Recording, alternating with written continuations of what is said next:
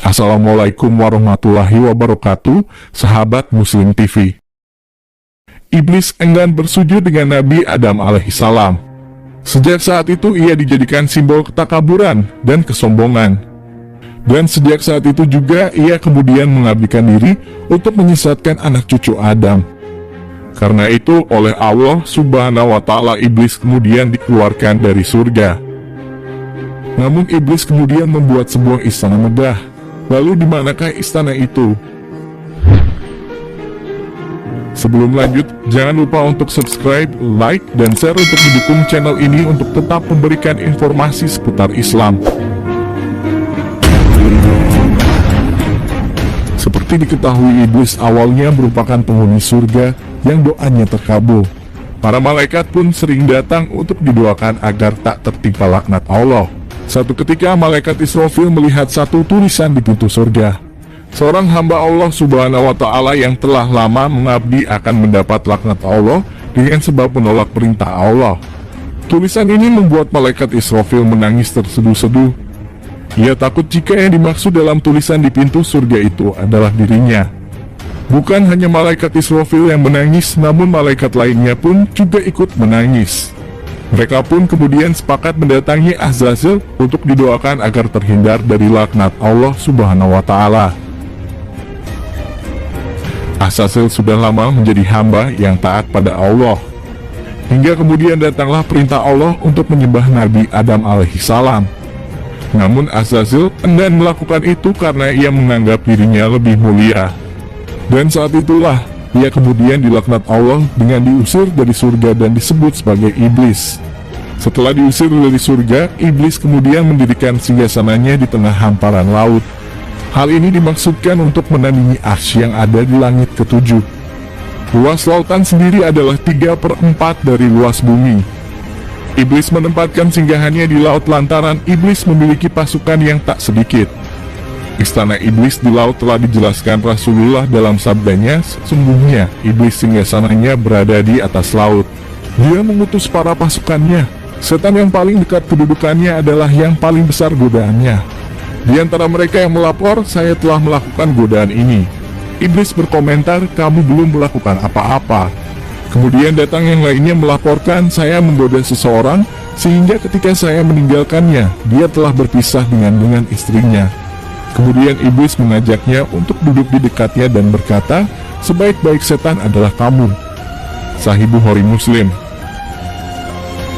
Dari riwayat Imam Ahmad menyebutkan Rasulullah bersabda, apa yang kamu lihat? Saya melihat singgasana di atas lautan yang dikelilingi oleh beberapa ular, jawab Ibnu Sayyad. Rasulullah pun bersabda, dia telah melihat singgasana iblis, hadis riwayat Ahmad.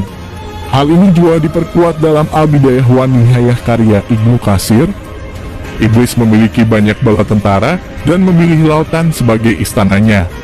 Layaknya sebuah kerajaan, istana iblis dipenuhi pengawal dan para pengikutnya. Di istananya, iblis mengatur rencana kejahatan dan kemaksiatan di istananya. Setelah itu, iblis mengirimkan pasukannya ke darat untuk menjalankan rencananya itu. Pasukan iblis yang paling dianggap berhasil adalah mereka yang paling banyak membuat kekacauan, menebar fitnah dan kemaksiatan lainnya. Menebar fitnah adalah satu pekerjaan iblis. Oleh karena itu, apabila kita berniat memfitnah orang lain, segera sadarilah bahwa jangan-jangan kita sudah tergoda oleh anak buah iblis. Perihal ini pun pernah terjadi di zaman Rasulullah.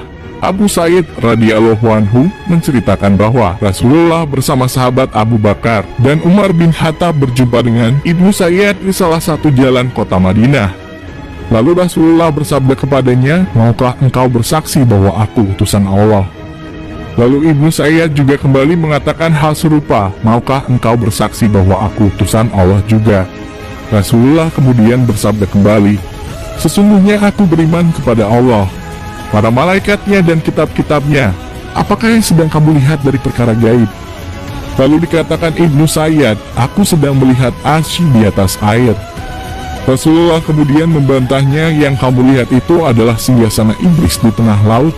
Lalu apa lagi yang kamu lihat? Ibu Sayyid menjawab, aku mendapat 2 berita yang benar, dan sebuah berita yang dusta, atau 2 berita yang dusta dan sebuah berita yang benar. Biarkanlah dia, sabda Rasulullah, dia telah dikacaukan oleh setan yang menguasainya. Hadis riwayat Muslim dan Tirmidzi. Ibnu Sayyid telah melakukan kebohongan besar tentang arsy yang berada di tengah lautan.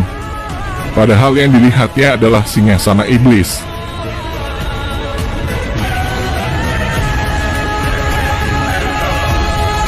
Sejak saat itu dendam iblis kepada Nabi Adam begitu membara. Ia bersumpah akan membuat seluruh keturunan Nabi Adam berpaling dari ajaran Sang Pencipta.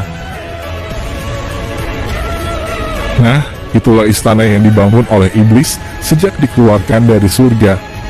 Iblis memilih lautan dikarenakan untuk menampung bala tentaranya yang banyak.